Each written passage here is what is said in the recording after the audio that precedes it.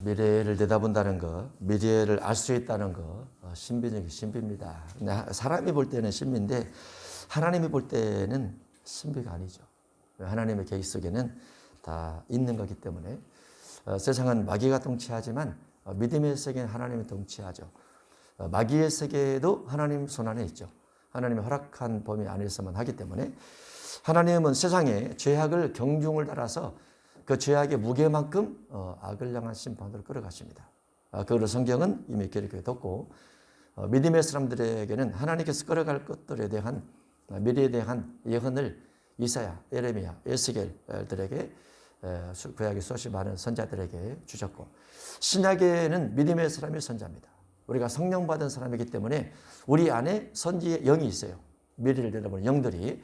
그래서 성령 충만이 지극히 중요하고 성령의 능력도 굉장히 중요합니다. 그래서 우리가 사람의 성령 충만을 많이 구해서 성령의 뜻을 쫓아가는 지혜가 있으시길 바랍니다. 자, 오늘 제목은 말씀 하나님이십니다. 오늘 요한복음 1장 1절로 3절 학자들의 의견도 있고 이단들이 이 속에 많이 생기기도 합니다. 그래서 우리가 성경에 대한 깨달음은 정말 소중하고 중요하다 이렇게 생각을 하고 성경에 대한 이해력도 굉장히 중요하다 볼 수 있습니다. 하나님에 대한 지식이 풍성해질 복된 시간이 되었으면 좋겠습니다. 요한복음 1장 1절 태초에라는 단어가 있습니다. 성경의 태초가 창세기 1장 1절하고 요한일서 1장 1절하고 요한복음 1장 1절하고 세 군데가 기록되어 있습니다. 태초라는 것은 어떻게 보면은 시간, 시작 이렇게 말할 수 있죠. 근데 이제 문맥으로 보면은 태초에 말씀이 계시니라 이 말씀이 하나님과 함께 계셨으니 이 말씀은 곧 하나님이시니라. 그가 태초에 하나님과 함께 계셨고 만물이 말씀으로 말미암아 지은 바 되었으니라고 시작되니까 태초는 만물이 있기 전입니다. 태초는 만물이 있기 전 또는 천지 창조가 있기 전, 천지가 있기 전 태초.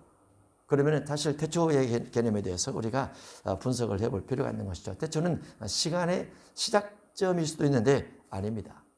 태초는 그래서 여기에 의미를 넣어놨습니다. 태초란 무슨 뜻이냐?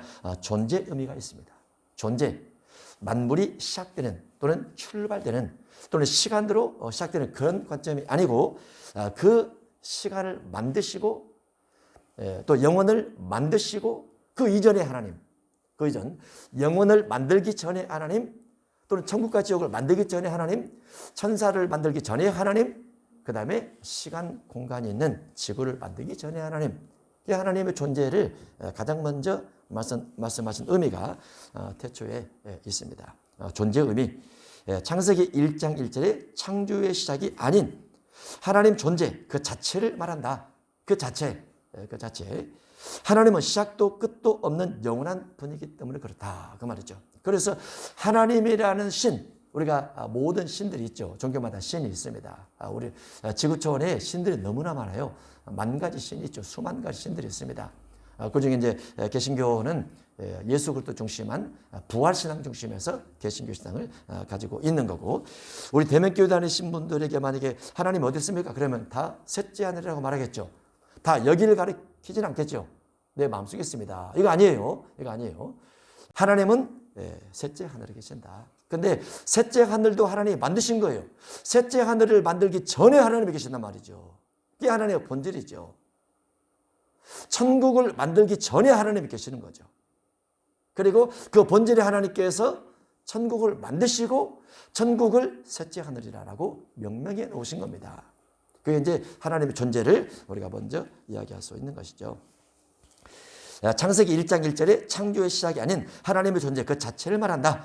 히브리 7장 3절에 보면 이제 멜기세덱 제사장에 대해서 말하면서 그분이 그러면서 예수님과 비교를 해놨는데 아버지도 없고 어머니도 없고 족보도 없고 시작한 날도 없고 시작한 날 태초도 예수님은 없어요. 물론 멜기세덱에 대한 기록도 마찬가지입니다. 이제 기록된 내용이 멜기세덱에 대해서 어떻게 시작, 부모님에 대한 기록 여기서 없다 이렇게 되어 있지만은 멜기세덱은 어머니 아버지가 있죠. 만약에 멜기세덱이 예수님이다 이렇게 말하면 안 돼요. 그렇게 알고 계신 목사님들도 있어요. 그런데 멜기세덱이 예수님이 아니고 멜기세덱을 예수님과 연결시켰는데 성경상 기록으로는 멜기세덱에 대한 어머니 아버지 기록이 없다고 말이죠. 대부분 성경의 기록으로 보면은 대부분 아버지를 기록해 놓습니다. 또는 할아버지도 기록을 합니다. 그래서 예수님에 대해서 기록을 하면서 그가 아브라함으로부터 이삭으로 야곱으로 해서 12아들의 유다로부터 해서 베레스로 해서 쭉 이어져서 결국 예수님이 나타나라고 족보를 기록해 놓죠. 족보는 그 사람의 존재의 흔적입니다.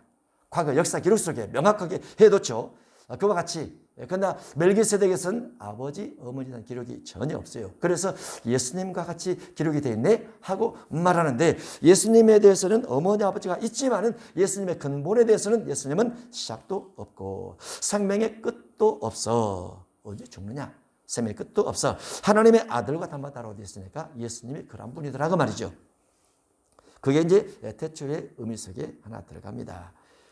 출 3장 14절에 보면 하나님의 모세에게 이르시되 나는 스스로 있는 자인지라 라고 하나님께 자신을 계시하십니다. 나는 스스로 있는 자다. 내 전에 누가 있거나 내 후에 누가 있거나 나를 만든 자가 있거나 그러지 아니하고 하나님은 존재 자체라고 말이죠.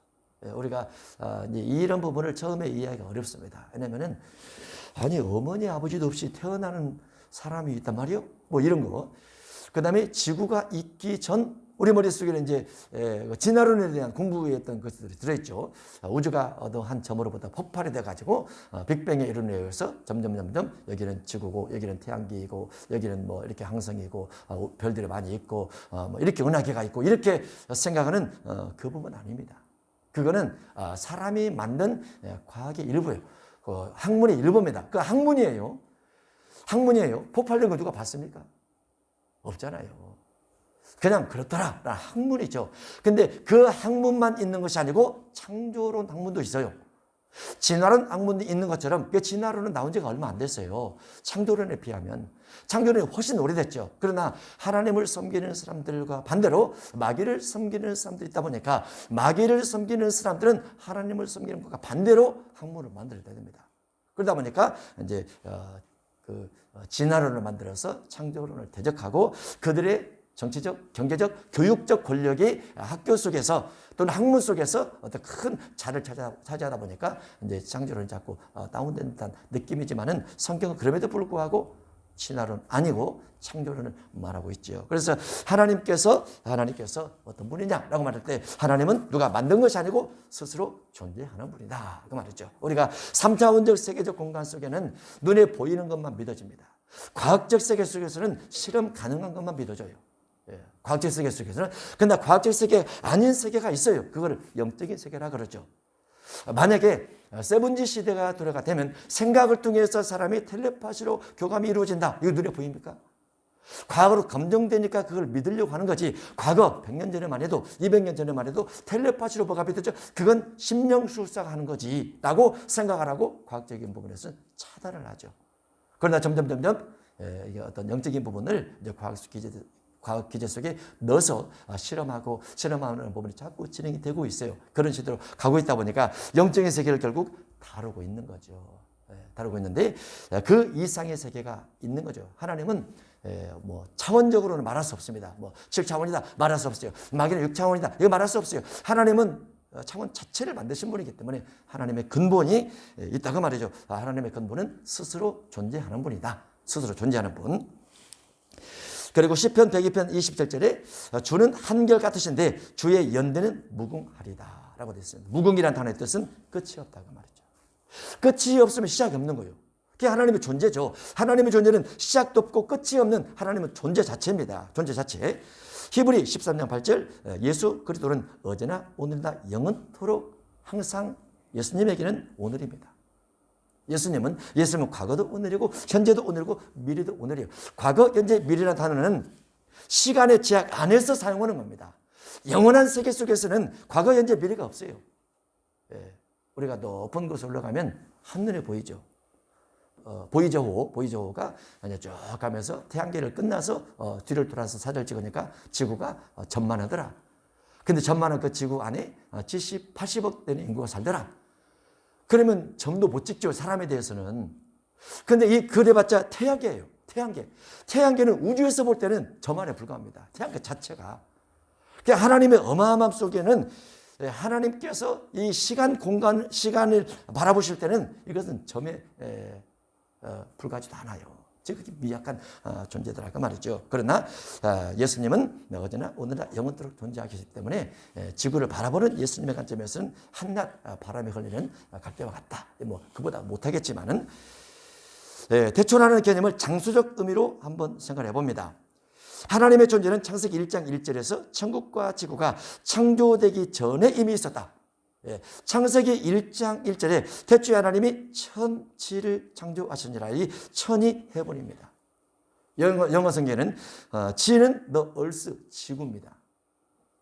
하나님께서 천국을 만드시고 하나님은 천국을 만드시고 지구를 만드셨어요.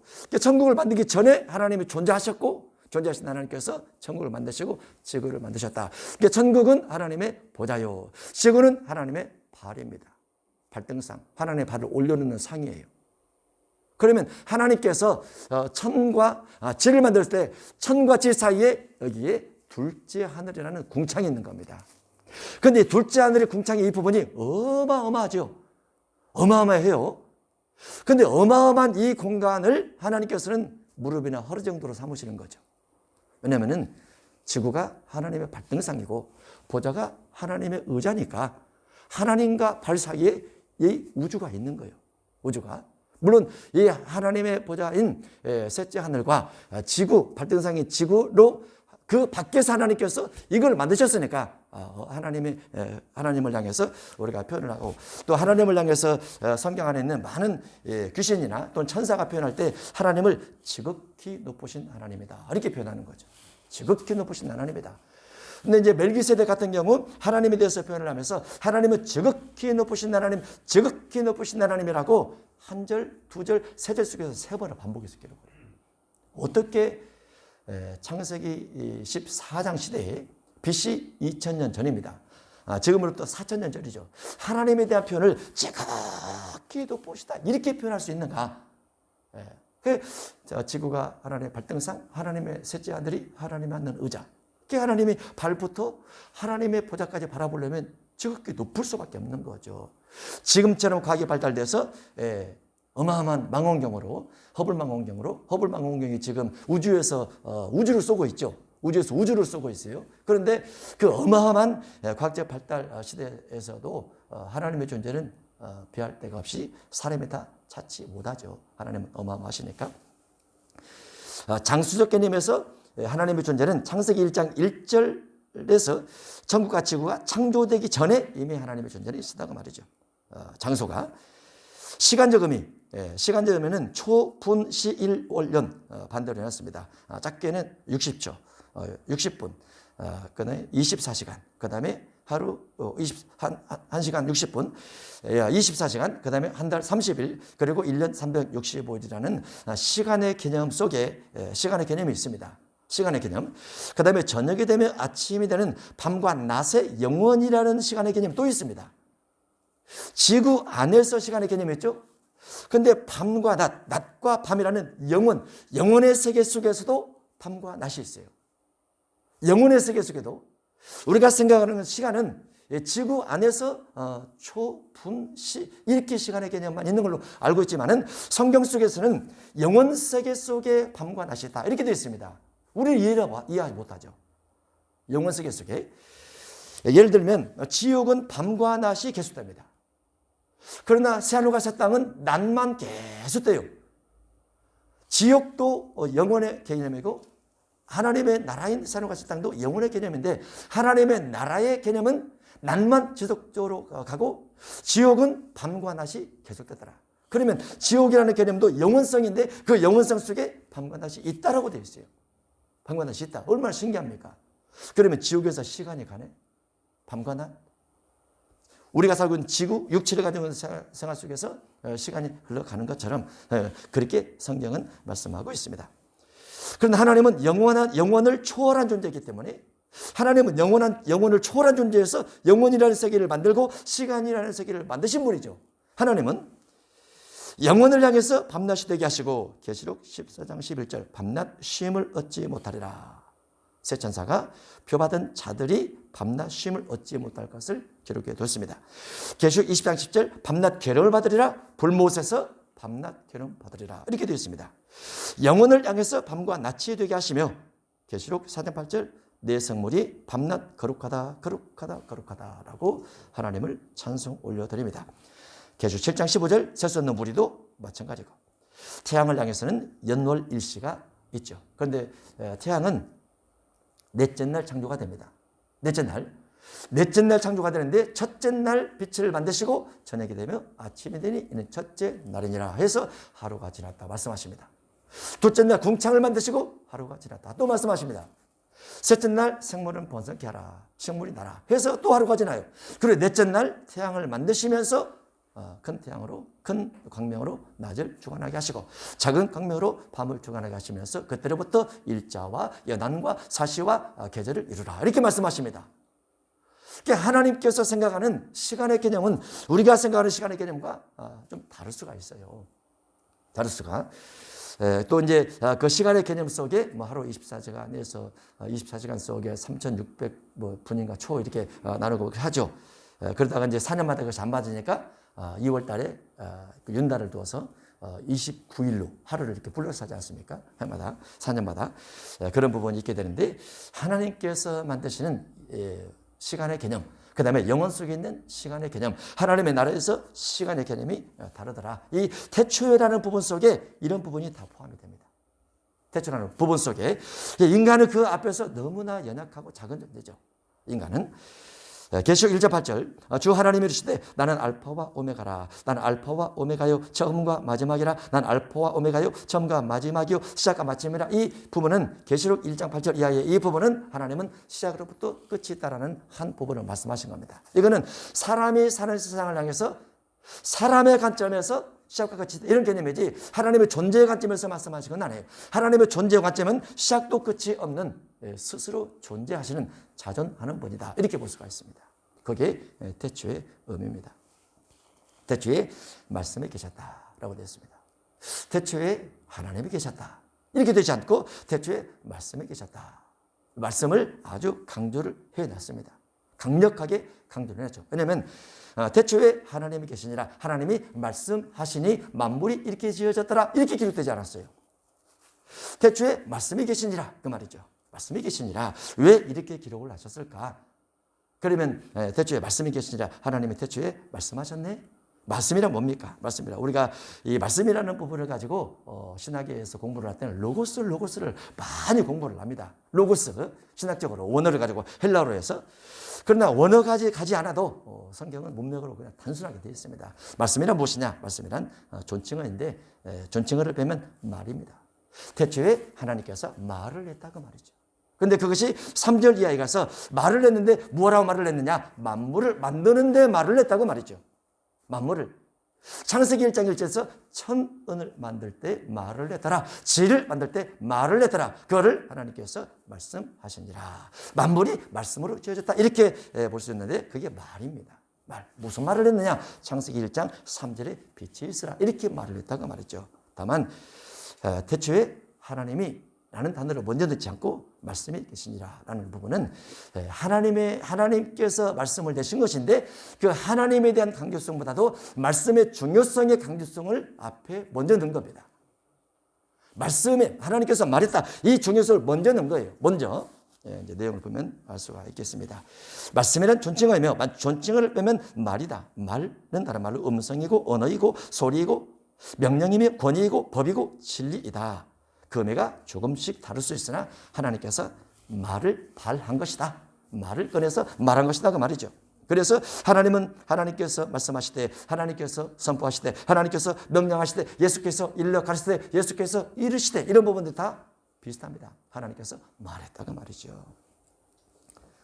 출애굽기 35장에 구약의 여호와께서 너희에게 명령하사 이렇게 됐습니다. 구약은 명령이라는 단어를 많이 씁니다. 하나님의 율법을 가지고 이사야 40장 3절 외치는 자의 소리요 라는 부분을 우리가 기억할 때 세례 요한을 향해서 하는 말이죠. 왜 세례 요한 이렇게 말하지 않고 세례 요한의 별명인 외치는 자의 소리 이렇게 기록을 했겠습니까? 세례 요한하면 떠오르는 것이 소리 지르는 거예요. 소리 지르는 거. 그래서 세례 요한을 향해서 외치는 자의 소리라고 그렇게 기록이 된 겁니다. 그렇게 예언을 했고 누가 와서 묻죠. 당신이 그리스도입니까? 라고 물으니까 나는 광야에 외치는 자의 소리에 불과하다. 내 뒤에 오시는 이를 믿으라. 그분은 능력이 많아서 나는 그 신들매 불교도 감당치 못하겠노라 하면서 예수님에 대해서 자꾸 소개를 하는데 예수님에 대한 소개를 사람들이 듣지 않으니까 자꾸 소리 지르면서 사람들 마음속에 광야에 소리 지르는 사람이 있어. 근데 세례 요한이 소리예요. 소리는 세례 요한이 지르는 거예요. 예수님은 말씀입니다. 예수님은 말씀하시는 분이에요. 그 말씀이 성경 속에 들어와서 성경에 집약되어 하나님께서 성경을 통해서 말씀하셨더라. 성경 통해서 말했더라. 성경에서 명령을 내렸더라. 성경에서 예수께서 일러 가르칠 때 이렇게 했더라. 같습니다. 하나님은 말씀하신 분이죠.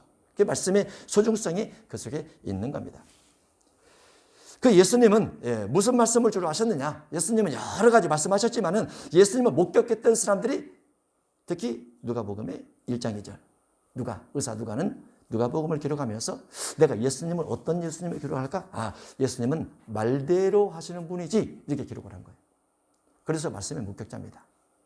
3년 반 정도 공생애를 하신 예수님을 더듬어 쭉 찾아보니까 구약의 말대로 오셔서 구약의 예언대로 성취하셨고 구약의 예언을 따라 오셔서 성취하시지만은 예수님께서 사람을 향해서나 환자를 향해서나 귀신을 향해서나 풍랑을 향해서나 죽은 자를 향해서나 말대로 되더라고 말이죠. 그래서 예수님을 한마디로 표현을 하면 말씀대로 이루어진 것을 내가 봤으니까 나는 예수님의 말씀대로 한 것을 기록하는 말씀의 목격자야 하면서 누가 1장에 넣어놓은 겁니다. 말씀의 목격자.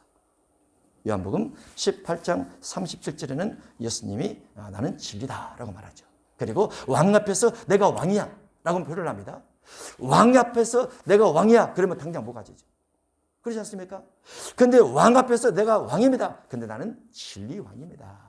당신은 권자, 육신의 권력 가진 왕이지만은 나는 진리, 나는 절대 거짓말하지 않는 말한 대로 하는, 말한 대로 오고 말한 대로 행하고 말한 대로 가는, 그래서 말한 대로 다시 올 수밖에 없는 성경의 성취자, 나는 진리입니다.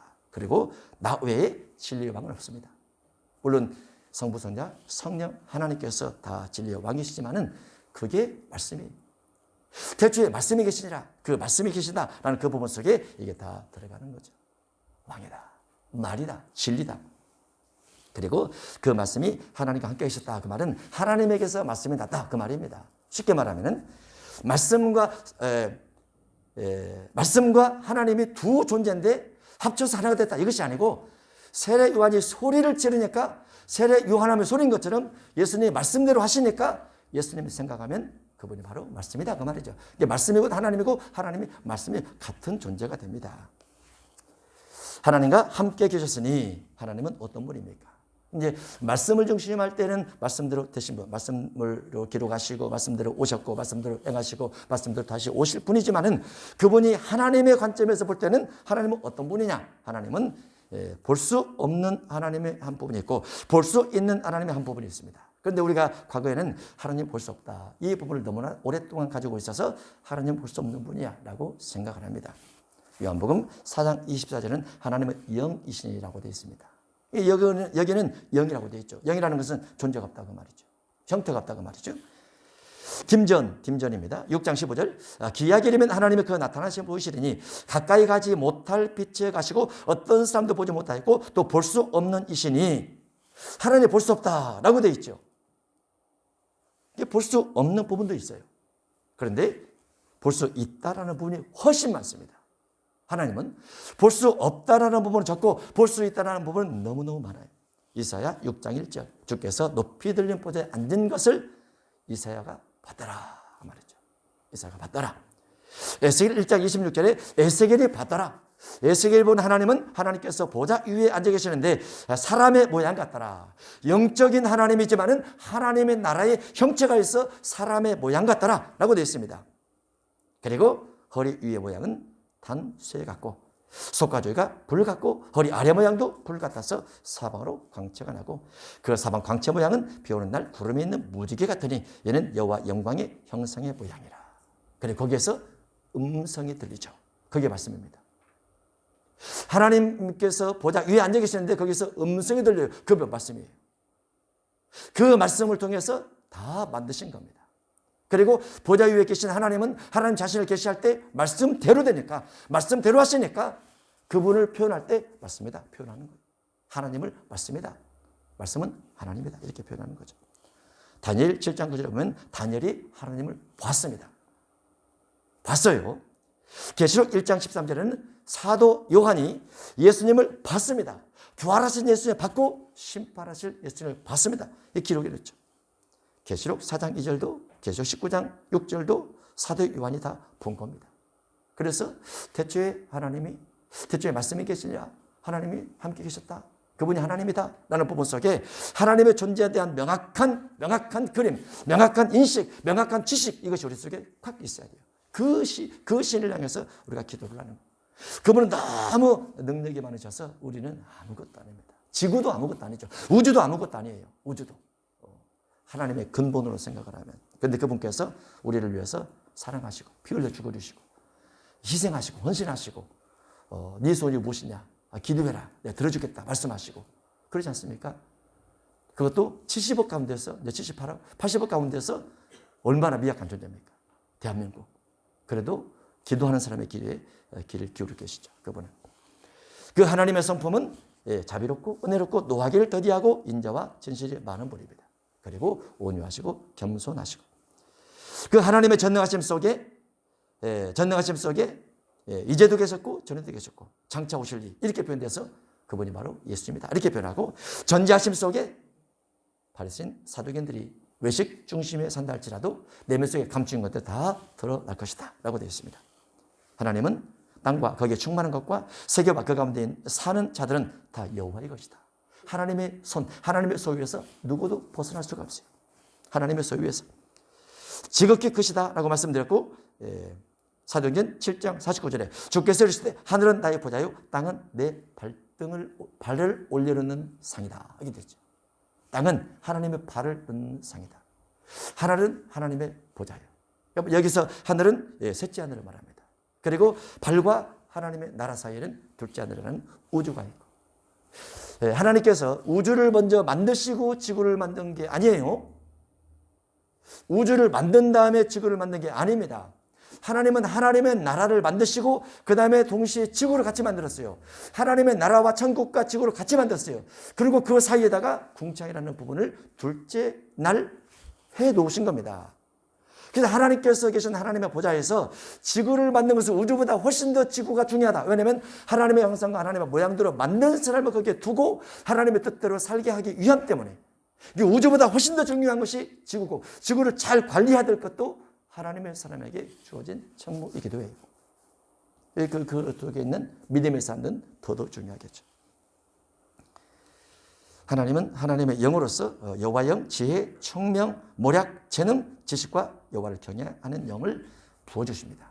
그 영이 이제 우리 속에 성령을 통해서 들어오게 되는 거죠. 여러분이 평생 살아가면서 가장 많이 해야 될 기도가 지혜 영이에요. 지혜. 시대마다 상황마다 잘 적응하되 그 적응 속에서 하나님의 영을 받은 사람이니까 그렇지 않는 사람에 비해서 좀 더 뛰어나고 좀 더 모략적이고 좀 더 지혜롭게 명철하게 좀 더 이해심 깊게 이렇게 갈 수 있는 부분을 꼭 기도를 하시기 바랍니다. 그것은 손에 주는 어떤 것보다도 현실적인 것보다도 훨씬 더 미래를 보장할 수 있는 거예요. 훨씬 더. 그래서 하나님의 영을 자꾸 구하시기 바랍니다. 이 말씀이 곧 하나님이라. 대초에 말씀이 계시니라. 하나님과 함께 계셨는데 말씀이 곧 하나님이라. 하나님이 말씀하셨다. 말씀이 하나님이다. 그 말이죠. 그가 대초에 하나님과 함께 계셨고 만물이 그로 말미암아 지은 바 되었으니 만물이 다 지어졌습니다. 그래서 창세기 2장 1절에 가면 천지와 만물이 이루어지나. 이 만물은 창세기 1장 1절 2절 빼고 3절부터가 만물입니다. 창세기 1장 3절부터가 끝절까지 해서 만물이고 창세기 1장 1절과 2절이 천지입니다. 다만 지구를 만들 때 혼돈하고 공허하며 흑암의 기쁨이 있고 하나님의 신이 수면에 운행하는 그렇게 만들어 처음에 그러다가 하나님께서 땅을 지구를 만드시면서 지구를 이제 물이 흘러가게 해서 바다. 물이 없어지니까 땅 이렇게 표현을 한 겁니다. 그러면서 묻지 드러나라 모이 물을 받아라 칭하시자 이렇게 이제 이름을 지어주시고 했는데 어쨌든 하나님의 나라와 지구를 만들 때 지구는 혼돈 가운데 있었지만은 그 다음에 첫째 날부터 쭉 이어지면서 질서 있게 만드셔서 오늘 같은 형태가 주어지게 된 것이죠. 지구 만든 것은 6천 년밖에 안 됐습니다. 학자들이 말하는 것처럼 수억 년 안 됐어요. 수억 년. 네. 지금도 네피림 같은 화석이 발견된 줄 아십니까?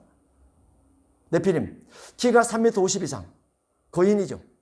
그런 화석이 지금도 나와요. 나오는데 DNA를 추출할 수 있을 정도로 나온답니다. 근데 그게 수억 년 되면 그게 가능합니까? 수천만 년 되면 그게 가능합니까? 어림도 없죠. 인류 역사는 6천 년이에요. 우리는 성경을 믿는 사람이기 때문에. 아담으로부터 예수님까지 4천 년, 예수님으로부터 지금까지 2천 년 지내온 겁니다. 만물이 그로 말미암아 말씀이 지었다. 하나님께서 말씀을 선포하니 지었더라 그 말이죠. 그래서 말씀이 그로 말미암아 지은 바 되었으니 지은 것이 하나도 그가 없이 된 것이 없다라고 반복해서 강한 강조를 하고 있습니다. 하나님께서 말씀으로 온 것들을 만드셨다 그 말이죠.